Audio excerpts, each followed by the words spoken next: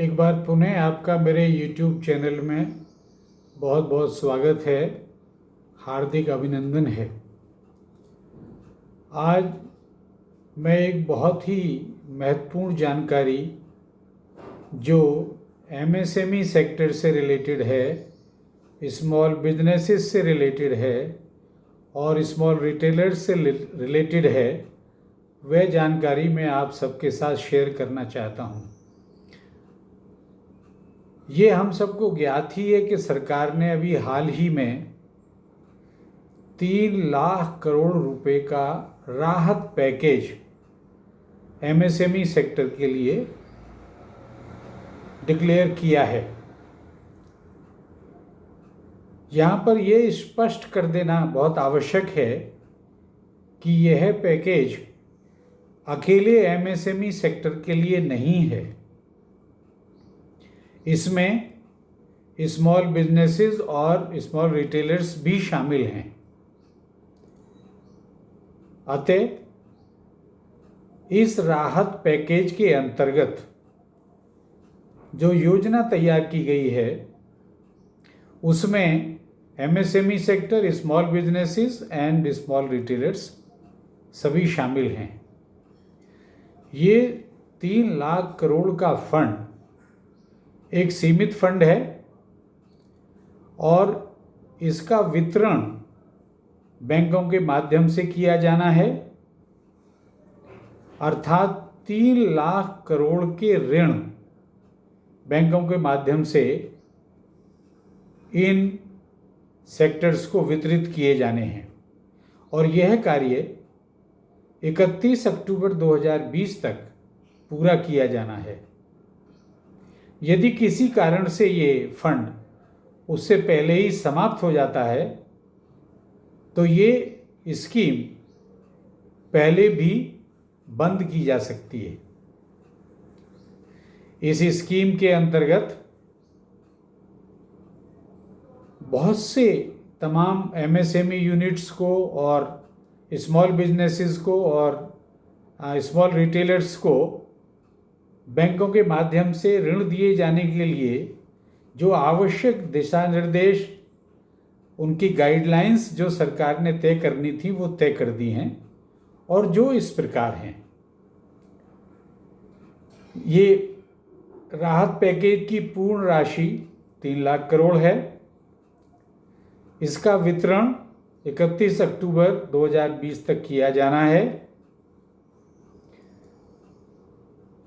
इसके अंतर्गत जो ऋण वितरित किए जाएंगे उन ऋणों पर बोरोवर्स को ना कोई कोलेटरल सिक्योरिटी देनी है, ना कोई गारंटी देनी है, क्योंकि गवर्नमेंट के द्वारा एक ऐसी व्यवस्था इस स्कीम में की गई है कि इसमें NCGTC national credit guarantee trustee company जो मिनिस्ट्री ऑफ फाइनेंस के अंतर्गत कार्य करती है उससे 100% का गारंटी कवर बैंकों को मिलने वाला है।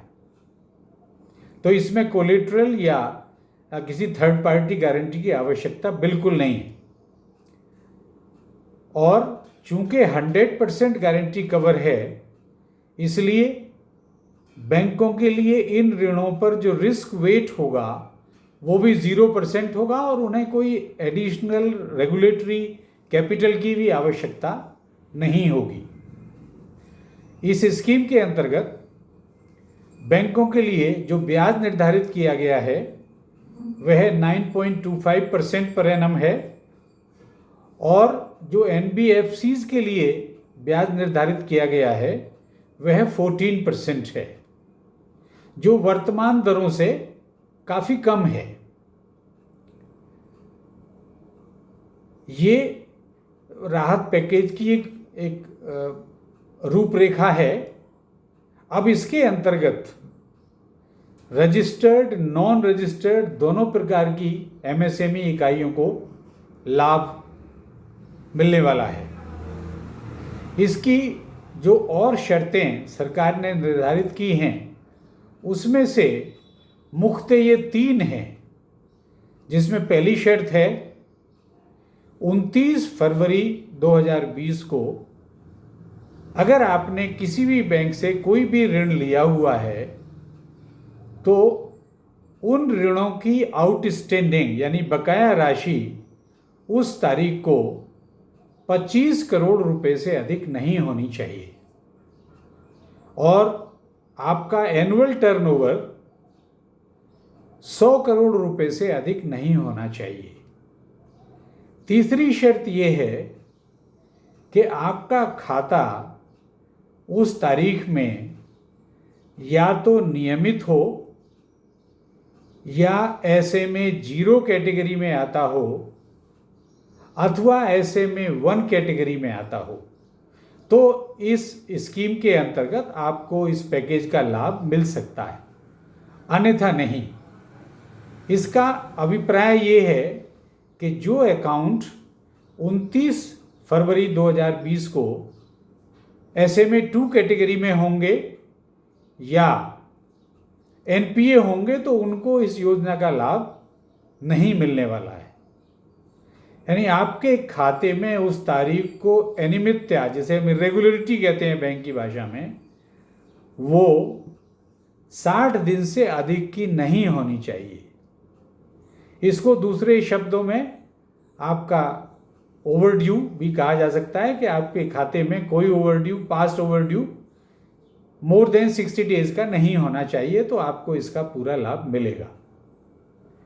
इस स्कीम से संबंधित बहुत से लोगों ने मुझसे बहुत से प्रश्न भी पूछे हैं।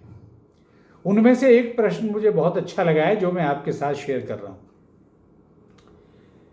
जिन एमएसएमई इकाइयों ने बैंकों से अभी तक कोई ऋण नहीं लिया है, क्या इस स्कीम का लाभ वे इकाइयां भी उठा सकती हैं?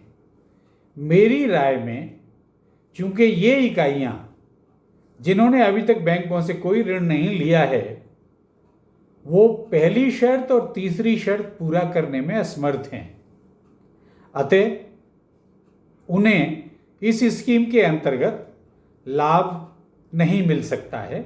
ये मेरी अपनी राय है। हालांकि वे अलग से बैंकों से ऋण अब भी ले सकते हैं, क्योंकि बैंक एमएसएमई सेक्टर को ऋण देने के लिए तो सदैव तत्पर रहते हैं।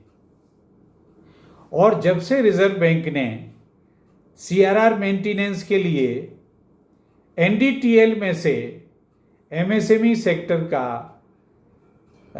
इंक्रीमेंटल क्रेडिट को घटाने की जो एक सुविधा बैंकों को दी है, तब से तो ये बहुत ही अट्रैक्टिव हो गया है एमएसएमई सेक्टर को ऋण उपलब्ध कराना सभी बैंकों के लिए। अतः ऐसी इकाइयां, वे रजिस्टर्ड हों या अनरजिस्टर्ड, इस स्कीम के अलावा भी बैंकों से ऋण का लाभ ले सकती हैं और इस कोरोना काल के एक डिफिकल्ट समय में हम सब मिल करके धीरे धीरे जो एक इकोनॉमी में हमारी प्रगति की धीमी हो गई है, उससे बाहर आ सकते हैं। मेरा सभी एमएसएमई इकाइयों से एक विनम्र अनुरोध है, क्योंकि ये फंड सीमित है 3 लाख करोड़ रुपए तक और इसमें पहले आओ पहले पाओ वाला एक सिद्धांत लागू होने वाला है। अतः सभी एमएसएमई इकाइयों को जो इन बताई हुई शर्तों को पूरा करती हैं, उन्हें तुरंत बैंक में इस राहत पैकेज के अंतर्गत अपनी आवेदन जमा कर देने चाहिए, जिससे समय रहते आप इस योजना का लाभ उठा सकें, क्योंकि फंड जिस समय समाप्त हो जाएगा उसके बाद शायद आप इस स्कीम का फिर आगे लाभ नहीं उठा पाएंगे।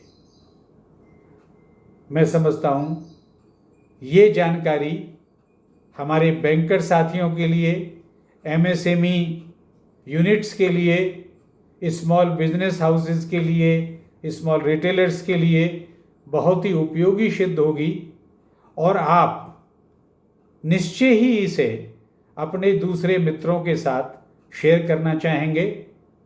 अगर आप ऐसी जानकारी समय समय पर प्राप्त करते रहना चाहते हैं तो मेरा आप सभी से अनुरोध है कि आप मेरे YouTube चैनल को सब्सक्राइब करें और मेरे इस वीडियो को लाइक और शेयर अवश्य करें।